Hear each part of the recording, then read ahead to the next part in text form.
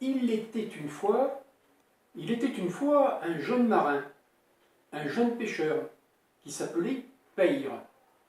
Et ce jeune pêcheur, il habitait un village non loin de Marseille, un village qui s'appelle l'Estac. Et un jour où Peyre est parti pêcher au large de l'Estac, alors qu'il a jeté son filet dans l'eau, voilà que le filet se tend, se débat, et Peyre se dit, eh bien, j'ai dû attraper quelque chose d'énorme. J'ai dû attraper un requin ou un dauphin. Il ramène le filet à bord, et qu'est-ce qu'il y a à l'intérieur du filet? Une jeune femme de grande beauté. Une jeune femme qui a ceci de particulier que le bas de son corps est celui d'un poisson. Une sirène. Et la jeune sirène vaut une fortune, morte ou vive.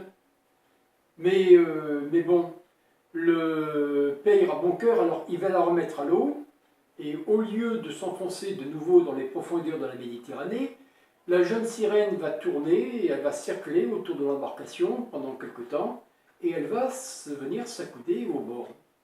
Et elle lui dit, je m'appelle Marinette, et je suis la fille du roi des mers. Et comme tu m'as épargné, comme tu m'as sauvé la vie, eh bien, je vais te faire deux cadeaux. D'abord, je vais te donner ce filet d'argent. Il suffira que tu le jettes dans les eaux de la Méditerranée pour que le filet soit plein de poissons, autant que ta barque peut en supporter. Et puis mon deuxième cadeau, ce sera cette conque, ce coquillage géant. Il te suffira de souffler dedans pour que mon père, le roi des mers, arrive. Et comme je suis sa fille unique, que j'ai plus de valeur à ses yeux que tous les trésors de toutes les mers du monde réunis, eh bien, il se sentira obligé d'exaucer n'importe quel vœu que tu énonceras. Et puis Marinette va retourner dans les profondeurs de l'eau, dans les profondeurs de la Méditerranée. Peyre jette son filet, il le ramène plein de poissons, autant que son embarcation peut en supporter, et ça lui permettrait de vivre tout un mois, sans avoir besoin de retourner en mer. Mais le lendemain, Peyre retourne au large, et peu de temps après arrive Marinette, qui s'accoude au bord de l'embarcation. Ils vont discuter un petit peu, mais il en sera encore ainsi le jour suivant, et le jour qui suivit le jour suivant, et le jour qui suivit le jour qui suivit le jour suivant. Enfin bref, pendant un mois, le soleil de la Méditerranée voit les deux jeunes gens réunis en train de discuter, et puis le temps passant, ils vont s'apercevoir qu'ils sont amoureux l'un de l'autre. Et ça pose un énorme problème, parce que Peyre ne peut pas vivre sous l'eau. Marinette, quant à elle, elle ne peut pas vivre à l'air libre. Mais un matin, alors que Marinette n'est pas encore arrivée, Peyre va se saisir de la conque, il va souffler dedans, il se produit un gigantesque bouillonnement et apparaît un carrosse de nacre, tiré par 12 rascasses énormes. Elles sont aussi sombres qu'un jour sans sourire. Et à l'intérieur du carrosse, il y a le roi des mers, qui dit « Que me veux-tu » Et Peyre répond « Eh bien, je suis amoureux de votre fille, et mon vœu le plus cher serait de pouvoir vivre dans l'eau avec elle. » Et le roi des mers part d'un grand éclat de rire. Figurez-vous qu'il aimait sa fille par-dessus tout, mais il l'aimait mal.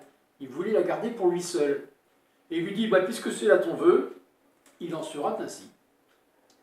Et voilà Peyre transformée en une crevette, pas plus grande que mon petit doigt. Une crevette qu'on appelle Cambaro dans le Midi. On va donc l'appeler Peyre Cambaro. Et puis le roi des mers, avant de partir, dit « Je reconnais que c'est une mauvaise plaisanterie, mais ça t'apprendra à mieux t'exprimer. Et comme je ne suis pas un mauvais bougre, je vais t'accorder de pouvoir reprendre ta taille normale, sous 3 conditions. La première, c'est que tu aies nagé aussi profond qu'un poisson puisse nager.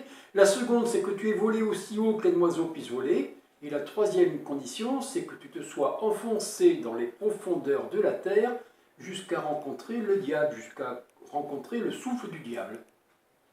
Et voilà le roi des mers qui disparaît. Et Pègre se cache sous un rocher parce que non loin de là, il y a un rouget qui n'a qu'une envie, c'est de faire de Pègre son déjeuner.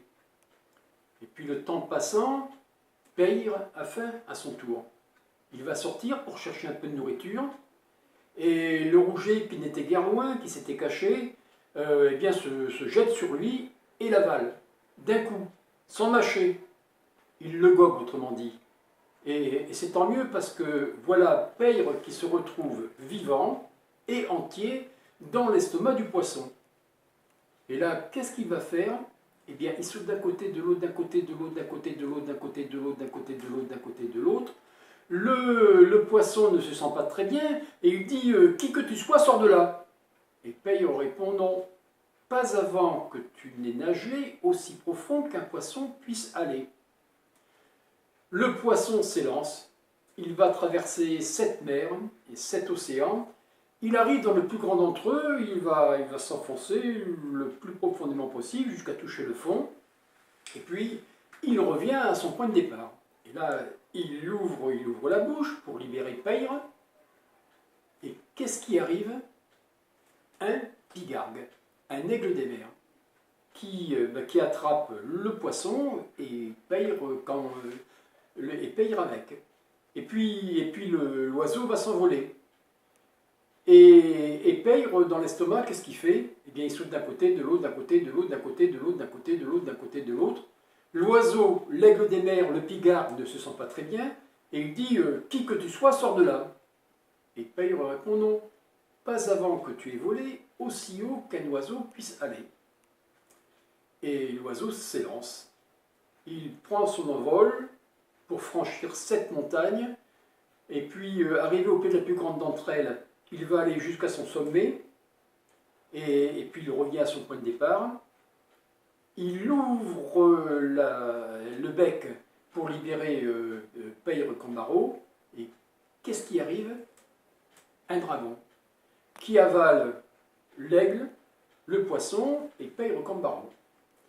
Et puis, une fois dans l'estomac du dragon, Pègre saute d'un côté, de l'autre, d'un côté, de l'autre, d'un côté, de l'autre, d'un côté, de l'autre, d'un côté, de l'autre, d'un côté, de l'autre. Le dragon ne se sent pas très bien, et il dit « Qui que tu sois, sors de là !»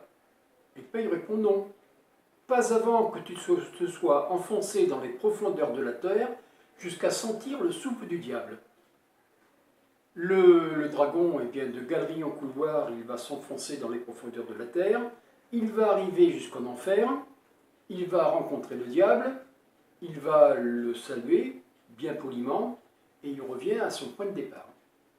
Et là, il ouvre la gueule pour libérer Pègre Cambaro. Et puis Pègre Cambaro aperçoit un requin blanc, c'est le premier ministre du roi des mers. Alors il lui demande d'aller chercher son maître.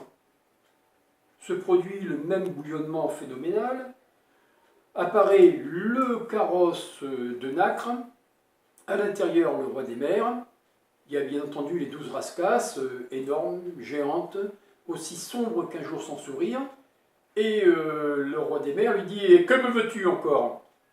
Et Pègre répond « Eh bien, j'attends que vous teniez votre promesse. »« Et que t'ai-je promis ?»« Eh bien, vous m'avez promis de me rendre ma taille normale. » Le roi des mers éclate de nouveau de rire, et dit « Bien, si c'est ce que je t'ai promis, qu'il en soit ainsi. » Et voilà Pègre Cambaro devenu crevette énorme, de la taille d'un homme. Et sans plus écouter les protestations de Pègre, le roi des mers regagne les profondeurs de la Méditerranée. Pègre Cambaro, géante, il est désespéré. Il ne sait plus quoi faire. Il décide d'en finir. Il monte sur un rocher, et dans le ciel, il y a des milliers de mouettes qui tournoient, qui pensent qu'elles vont faire un dîner royal. Et puis, au moment où elles vont attaquer, surgit Marinette. Elle a cherché son bien-aimé sur toutes les mers du globe. Elle le retrouve, et dans quel état? La voilà qui saute hors de l'eau, qui vient embrasser Pègre Cambaro sur la bouche. Ils vont basculer tous les deux dans la Méditerranée, Et là où ils ont disparu, vont surgir deux dauphins.